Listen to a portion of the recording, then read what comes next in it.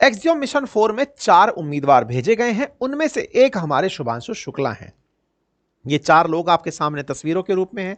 आप पेशे से पायलट हैं, भारतीय वायुसेना के अंदर आप पायलट रह चुके हैं, आप एनडीए से पास आउट हैं, आपने बीएससी का एजुकेशन लिया हुआ है और शुभांशु शुक्ला भारत के उन एस्ट्रोनॉट्स में शामिल हैं जो भविष्य में गगनयान के अंदर भेजे जाएंगे। यहीं से इनकी वो कहानी निकल कर आती है। संभावित है कि ये अंतरिक्ष में 14 दिन तक रहेंगे। ये जो 4 लोग हैं, इनमें से एक व्यक्ति हंगरी से हैं, एक व्यक्ति भारत, एक अमेरिका और एक पोलैंड से हैं। इंटरेस्टिंग बात यह है कि पैगी विटसन जो कि अमेरिका से हैं, इन्होंने सबसे ज्यादा समय अंतरिक्ष में बिताया है। बाकी जो अन्य 3 यात्री हैं, ये 40 साल बाद अंतरिक्ष में गए हैं, या फिर ये कहिए कि इनके देश ने 40 साल से अब तक किसी भी व्यक्ति को अंतरिक्ष में नहीं भेजा है। तो 40 साल बाद 3 यात्री किसी भी देश से गए हैं तो वो इस तरह से गए हैं। सर ये प्राइवेट एजेंसी है? बिल्कुल, ये प्राइवेट एजेंसी है, पैसे लेकर के अंतरिक्ष में भेजती है। अब इसका मतलब सीट बुक कराई गई होगी? बिल्कुल सीट बुक कराई गई है। ऐसे में सुनाई दे रहा है, न्यूज मीडिया में चल रहा है कि हमने ये सीट कम से कम 500 करोड़ रुपए में खरीदी थी। साहब ये कौन है जो सबसे ज्यादा समय तक बिता चुकी हैं? अक्सर आप जानते हैं कि जब भी आप अगर माउंट एवरेस्ट पर भी जाएंगे तो आपको ले जाने के लिए जो लोग होते हैं वो भी तो माउंट एवरेस्ट पर जा ही रहे होते हैं। वो जो आपके साथ पूरे टाइम रहते हैं उनमें से कई बार कुछ बहुत समय तक माउंट एवरेस्ट की यात्रा कर चुके होते हैं, लेकिन वो नाम के लिए नहीं कर रहे होते, वो उनको अपना पेशा बना चुके हैं। ऐसे ही पैगी विटसन जो है, ये बहुत ज्यादा समय, अब तक हाईएस्ट समय अंतरिक्ष में बिताने का रिकॉर्ड रखती हैं। 65 वर्षीय हैं। ये एक तरह से गाइड बनकर गई हैं इन्हें लेकर के कि चलो बच्चों घुमा कर लाते हैं। ठीक है साहब। शुभांशु शुक्ला भारत से हैं और आप यहां पर जाकर के मतलब लगातार ये उसमें थे। और अच्छा, अब बड़ा सवाल बनता है कि शुभांशु शुक्ला को एक्सियोम मिशन से भेजा गया है, अगर इनकी तबीयत खराब हो जाती तो क्या होता? तो इनके स्थान पर बैकअप रखा गया था प्रशांत बालकृष्ण नायर का, कि फिर उन्हें भेजा जाता। ये आप जाकर के करेंगे क्या? तो स्पेस स्टेशन को बढ़िया से समझेंगे, प्रयोग करेंगे, टेक्नोलॉजी का टेस्ट करेंगे, अंतर्राष्ट्रीय सहयोग और अंतर्राष्ट्रीय एक्टिविटीज, एजुकेशनल एक्टिविटीज को लेकर काम करेंगे। बोले सर बहुत बढ़िया, ये तो अच्छी बात है, लेकिन सर हमारा दिमाग तो वहीं अटका हुआ है, आपने जो पैसा बोल दिया हम तो उससे आगे नहीं निकल पा रहे हैं। इतना पैसा खर्च करके 40 साल बाद भी भेजा तो क्या फायदा? और दूसरा, राकेश शर्मा तो पहले जा ही चुके थे, फिर अब आपने भेज करके कौन सा कुछ कर ही लिया? 40 साल में ऐसा क्या कर लिया था? तो उन सवालों के जवाब भी मैं आपको थोड़ी ही देर में दे रहा हूं। फिलहाल के लिए आप समझ लें कि एक्सियोम स्पेस ने इन्हें भेजा है। 6 बार ये मिशन टला था, फाइनली अब जाकर के ये रवाना हो पाए हैं। ये कैनेडी स्पेस स्टेशन से उड़ करके अंतरिक्ष में पहुंचे हैं और आप वहां जाकर के कुछ कुछ प्रयोग करेंगे। ये तस्वीरें हैं जिन्हें आप देख सकते हैं कि स्पेस एक्स ने फाल्कन 9 रॉकेट को किस तरह से स्पेस स्टेशन के लिए रवाना किया। ये तस्वीरें आप देख सकते हैं। इस तरह से ये वाली जो बॉडी है ये फाल्कन 9 है, ये ऊपर लगा हुआ जो है ये ड्रैगन है। यही पूरी की पूरी बॉडी जाकर के अटैक करके जाने वाली है। अब आप यहां पर नोटिस करिएगा, इसकी गति यहां पर दिखाई दे रही है, किस तेजी से ये उड़ता हुआ लिफ्ट कर रहा है और कितनी ऊंचाई पर जाएगा वो यहां पर मीटर चलना शुरू हो जाएगा। अगर आप इस जगह पर ऑब्जर्व कर रहे हों तो शुभांशु शुक्ला इसी जगह पर बैठकर यानी रॉकेट के माध्यम से अंतरिक्ष में जाते हैं, जिन्हें सबसे पहले इंडियन एयरफोर्स द्वारा बधाई दी जाती है, क्योंकि आप इंडियन एयरफोर्स के पायलट हैं। देश के प्रधानमंत्री द्वारा, अपोजिशन लीडर राहुल गांधी जी के द्वारा, इस तरह से इन सबको बधाई मिलती है। भारत ने 41 साल बाद किसी को अंतरिक्ष में भेजा है। भारत के द्वारा अंतरिक्ष में भेजे गए दूसरे यात्री शुभांशु शुक्ला हैं। इससे पहले भारत ने सोवियत रूस की मदद से राकेश शर्मा को अंतरिक्ष में भेजा था।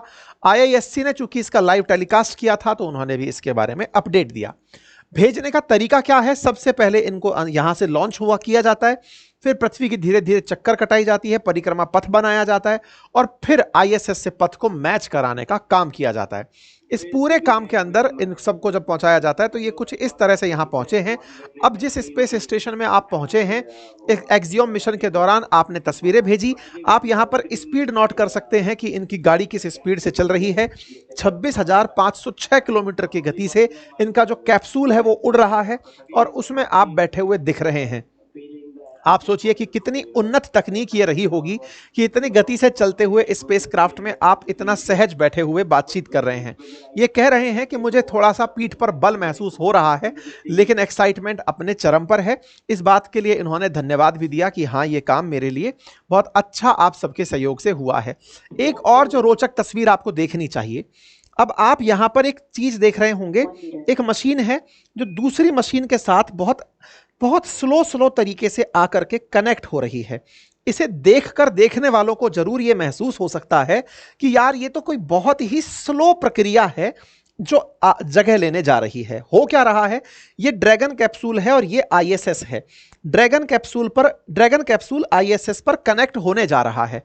ऑब्जर्व करने वाली बात यह है कि इस समय इसकी गति 26,490 किलोमीटर प्रति घंटे की रफ्तार से है। अगर दो वस्तुएं समान गति से चल रही हों तो वो लगभग स्थिर रखती हैं। बचपन में अगर दो ट्रेनों को लगातार एक साथ एक दिशा में समान गति से चलते हुए देखेंगे तो आपको देखकर दूसरी ट्रेन को लगा होगा कि ये ट्रेन खड़ी है। बिल्कुल आप जो यहां पर महसूस कर रहे हैं कि ये इतना धीरे जा रहा है, टेक्निकली ये दोनों ही एक साथ सेम गति से सेम दिशा में जा रहे हैं और सेम दिशा में जाते जाते ये हल्का सा तेज होकर के इसके साथ कनेक्ट हो रहा है। इसी में बैठे हुए हैं चारों के चारों एस्ट्रोनॉट्स और ये जैसे ही पहुंचते हैं इनका दरवाजा उसके साथ कनेक्ट होता है और कनेक्ट करके फिर इनको एक एक करके यहां से निकाला जाता है। ग्रुप कैप्टन शुभांशु शुक्ला आपको यहां पर निकलते हुए दिखाई दे रहे हैं। किस तरह से आप यहां से यहां तक बाहर आ रहे हैं, यहां पर आप इनको यहां पर देख सकते हैं और किस तरह से जो ऑलरेडी प्रेजेंट थे आईएसएस में लोग, उनके द्वारा इन्हें वेलकम किया जाता है। तस्वीरें आपके सामने हैं, इसरो द्वारा इस बात की बात की गई। अब हुआ यह कि जब इसरो लगातार ये सारे अपडेट दे रहा था, उस बीच में एक न्यूज 550 करोड़ की आना शुरू हुई। निर्मला सीतारमण जी ने इसरो को बधाई दी। इसरो को बधाई दी तो कोई एक व्यक्ति है, ट्रैवलिंग सेल्समैन के नाम से ट्विटर पर हैंडल था, इसने निर्मला सीतारमण जी को टैग करके ये कहा कि मैडम आप इसरो को बधाई किस बात की दे रही हैं? स्पेस एक्स का रॉकेट था, नासा का लॉन्च पैड था, आईएसएस भी नासा वालों का था। आपने केवल यात्री दिया और आपने $100 मिलियन दिए। $100 मिलियन देने के बाद भी इसरो को बधाई किस बात की? कांग्रेचुलेशन इसरो और ISRO space flight, it's great to hear the word of group captain Shukla. बोले किस बात की आप लोग बधाई दे रहे हैं? मतलब असल में इसरो ने ऐसा क्या किया है? बड़ा सवाल है ये भाई। सोचने वाली बात है ना कि स्पेस के अंदर जिन लोगों को भेजा गया है, एक्सियोम मिशन है जो कि अमेरिका का है, नासा की स्पेस एजेंसी है अमेरिका की है, स्पेस एक्स नासा का है, मतलब अमेरिका का है, ऐसे में सब कुछ अमेरिका का है। आपने पैसे देकर पैसे खर्च किए, अब आप बधाई किसको दे रहे हो? इंडिया की स्पेस एजेंसी को। ये चक्कर क्या है? ये सवाल सोशल मीडिया पर उठने लगा। लोग कहने लगे कि ये केवल हवाबाजी है, सरकार को लगता है कि जनता को मोटिवेटेड रखना है तो कुछ उनको बता दो कि ये ऐसा हो रहा है और वो उसमें राजी हो जाते हैं कि हाँ कुछ बढ़िया हुआ है। ऐसा नहीं था। असल में वास्तविकता क्या थी? असल में इसरो के द्वारा इन्हें भेजा गया है। आप पूछेंगे वाह, तो भी कोई बड़ी बात नहीं है, इसरो को बधाई क्यों? क्योंकि वर्ष 2027 में इसरो अपने अंतरिक्ष यान से इन्हीं व्यक्ति शुभांशु शुक्ला को अंतरिक्ष में भेजेगी। इन्हें केवल ट्रायल के लिए कि जाओ और देख कर आओ कि अंतरिक्ष में जाते समय रियल चैलेंजेस क्या आते हैं। आप जाकर फर्स्ट हैंड एक्सपीरियंस लेकर आइए, अनुभव कर आइए। अब आप पूछेंगे तो अनुभव के लिए इतना पैसा खर्च कर दिया है? जी हां, भारत खुद से गगनयान मिशन बना रहा है। समझिए कि भविष्य में हम अपना इंटरनेशनल स्पेस स्टेशन बनाएंगे और उस अंतरराष्ट्रीय स्पेस स्टेशन में भारत को जिन अंतरिक्ष यात्रियों को भेजना है उनमें से एक शुभांशु शुक्ला हैं। भारत की तरफ से अंतरिक्ष में जा रहे जो अंतरिक्ष यात्री हैं उनमें शुभांशु शुक्ला हैं। इन अंतरिक्ष यात्रियों को भारत ने आज से भले ही 41 साल पहले राकेश शर्मा को भेजा हो, लेकिन तब से ही हमारा इसरो तैयारियों में था। अब गति मिली है तो ऐसे में गति के दौरान हम अपना गगनयान भेजेंगे, उसमें जो यात्री भेजे जाएंगे उन यात्रियों में से आप एक हैं और इस काम के लिए आपके पास फर्स्ट हैंड एक्सपीरियंस हो। तो सर इस एक्सपीरियंस के लिए हमने अब तक क्या किया? हमने इन्हें सिमुलेटर के माध्यम से, यानी कि ऐसी काल्पनिक परिस्थितियां इनके सामने पैदा करी, उसमें भी इनको पूरी ट्रेनिंग दिलाई जा चुकी है। भारत के ऑलरेडी 4 लोग ऑलरेडी फाइनल हैं।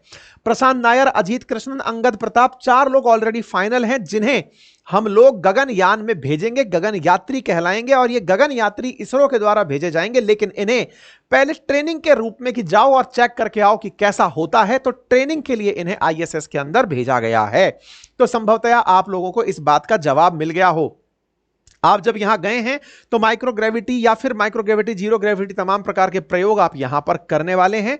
और इन सारे कामों के लिए आप स्पेसक्राफ्ट में फर्स्ट हैंड एक्सपीरियंस लेकर आप और लोगों को बता पाएंगे कि जब अंतरिक्ष जाते हैं तो कैसा फील होता है। आपकी जो पूरी पूरी ट्रेनिंग है वो आपके काम आएगी। ये ट्रेनिंग पर किया गया कार्य है। आपको याद हो साथियों, जब भारतीय वायुसेना के अंदर कोई भी पायलट बनता है तो उन सभी की ट्रेनिंग पर भी सरकार द्वारा बहुत सारा पैसा और बहुत सारे हवाई जहाजों का फ्यूल, कई बार तो कुछ हवाई जहाज चलते चलते दुर्घटनाग्रस्त भी हो जाते हैं, वो सब इन्वेस्ट किया जाता है। हमारे पायलट्स के ऊपर बहुत सा ट्रेनिंग का खर्चा होता है। यह भी गगन यात्रियों पर किया गया एक ट्रेनिंग कॉस्ट है, जो कि हमारे भविष्य में जो गगनयान जाएगा जिसकी कीमत 20,193 करोड़ अपेक्षित है, उसमें हमारे अंतरिक्ष यात्रियों को भेजा जाएगा। आप पूछेंगे साहब ये तो फिर एक और बड़ा खर्चा आपने बता दिया, तो फिर इसका क्या फायदा हुआ इतना बड़ा खर्चा करने का? बड़ा खर्चा करने का फायदा यह हुआ, ये बिल्कुल वैसे है, आपको अपना एक नया बिजनेस शुरू करना था। जैसे मैंने आपसे कहा कि ट्रेवल्स वाली जितनी भी गाड़ियां हैं जो चल रही हैं, 1.5-2 करोड़ की बसें उड़ा करके चल रहे हैं, वॉल्वो की बसें चल रही हैं। जब ये बसें चल रही होती हैं तो इन बसों की अपनी कुछ लागत होती है। जब बसों की लागत होती है तो आपके दिमाग में एक प्रश्न रहता है कि साहब ये बस वाले तो बढ़िया कमाते हैं, एक ही बार में एक ही सीट का बढ़िया 1800-2000 रुपए तक ले लेते हैं थोड़ी सी दूरी के लिए यात्रा कराते समय, तो भाई हमारी बस क्यों ना हो? तो भाई बस क्यों ना हो, इसके लिए आपको प्लानिंग करनी पड़ेगी, क्योंकि बस होगी तो आप भी कमाएंगे। तो हम अपना स्पेस मिशन बना ही इस तरह से रहे हैं कि एक बार के लिए ये हमारा गगनयान सक्सेसफुल सक्रिय हो जाए, 2035 तक हम भी इस प्रक्रिया में पैसे कमाने के लिए खड़े हो जाएंगे। क्योंकि धीरे धीरे स्पेस की जो इकोनॉमी है वो बढ़ रही है। 2035 तक वो 1.8 ट्रिलियन डॉलर की हो जाएगी, यानी 154 लाख करोड़ रुपए की इकोनॉमी होगी। इसी वजह से हम उस इकोनॉमी में, क्योंकि ऑलरेडी अभी चाइना, अमेरिका और रूस ही वो देश हैं जो अंतरिक्ष में लोगों को भेजने में सफलता प्राप्त कर पाए हैं, हम भी उस दौर में शामिल होना चाहते हैं ताकि हम भी वो जो 500 करोड़ का टिकट है वो लगाकर लोगों को भेज सकें, मतलब अपनी भी एक ट्रैवलिंग कंपनी हो। इसलिए आप इस तरह का काम कर रहे हैं, ठीक है। साथ ही साथ में ना केवल ट्रैवलिंग कंपनी हो, अंतरिक्ष में फर्स्ट हैंड एक्सपीरियंस हमारे हो, अंतरिक्ष के सारी रिसर्च हमारी हो, अंतरिक्ष के क्षेत्र में और जो भी संभावनाएं हैं उनको इसरो इस गगनयान के माध्यम से संभाल सके। ये सारे काम हम लोग इसलिए कर रहे हैं।